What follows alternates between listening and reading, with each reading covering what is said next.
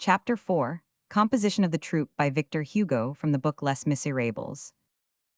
These four ruffians formed a sort of Proteus, winding like a serpent among the police, and striving to escape Vidocq's indiscreet glances, under divers forms, tree, flame, fountain, lending each other their names and their traps, hiding in their own shadows, boxes with secret compartments, and refuges for each other, stripping off their personalities, as one removes his false nose at a masked ball, sometimes simplifying matters to the point of consisting of but one individual, sometimes multiplying themselves to such a point that Coqueladder himself took them for a whole throng.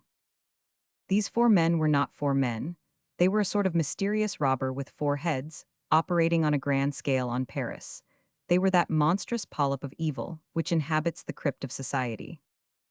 Thanks to their ramifications, and to the network underlying their relations, Babbitt, Guillemer, Claquessus, and Montparnasse were charged with the general enterprise of the ambushes of the Department of the Seine. The inventors of ideas of that nature, men with nocturnal imaginations, applied to them to have their ideas executed. They furnished the canvas to the four rascals, and the latter undertook the preparation of the scenery. They labored at the stage setting. They were always in a condition to lend a force proportioned and suitable to all crimes which demanded a lift of the shoulder, and which were sufficiently lucrative. When a crime was in quest of arms, they underlet their accomplices. They kept a troupe of actors of the shadows at the disposition of all underground tragedies. They were in the habit of assembling at nightfall, the hour when they woke up, on the plains which adjoin the Salpêtrière. There they held their conferences. They had 12 black hours before them. They regulated their employment accordingly. Pétrominette, such was the name which was bestowed in the subterranean circulation on the association of these four men. In the fantastic, ancient, popular parlance, which is vanishing day by day, Pétrominette signifies the morning, the same as entre chien et loup, between dog and wolf signifies the evening. This appellation, Pétrominette, was probably derived from the hour at which their work ended, the dawn being the vanishing moment for phantoms and for the separation of ruffians.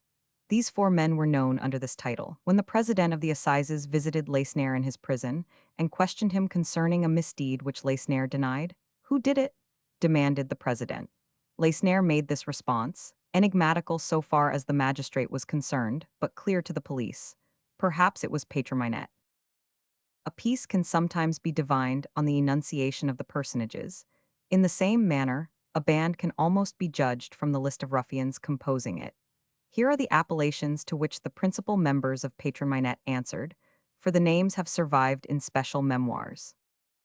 Pancho, alias Printanier, alias Bigrenail.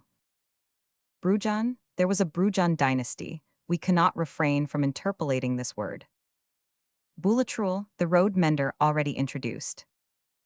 La Vieuve. Finister. Tomer Hagu, a Negro. Mardi-soir, Tuesday evening. Desperche make haste. Fauntleroy, alias Bacquidière, the flower girl. Gloria, a discharged convict. Barricaros stop carriage, called Monsieur Dupont. 50 Esplanade du Sud. Pausagrive. Carmignolet. Cruidniers called Bizarro. Mangedentel, lay cedar. L'Espide Zenelir, feet in the air. Demi-liard, called Dumilliards. Etc., etc. We pass over some, and not the worst of them.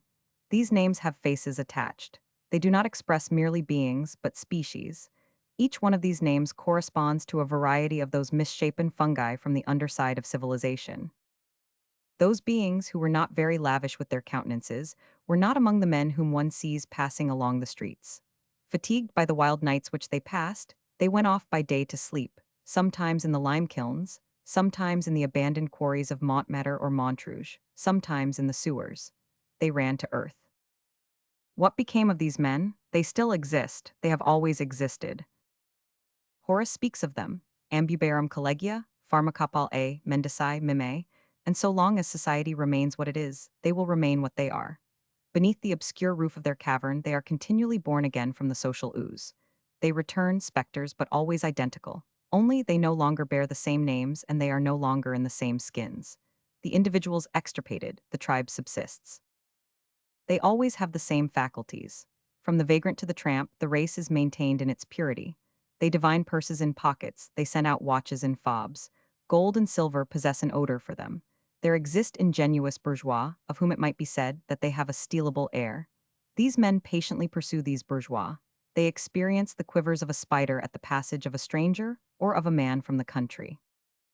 These men are terrible when one encounters them or catches a glimpse of them towards midnight on a deserted boulevard. They do not seem to be men but forms composed of living mists. One would say that they habitually constitute one mass with the shadows, that they are in no wise distinct from them, that they possess no other soul than the darkness, and that it is only momentarily and for the purpose of living for a few minutes a monstrous life that they have separated from the night. What is necessary to cause these specters to vanish? Light.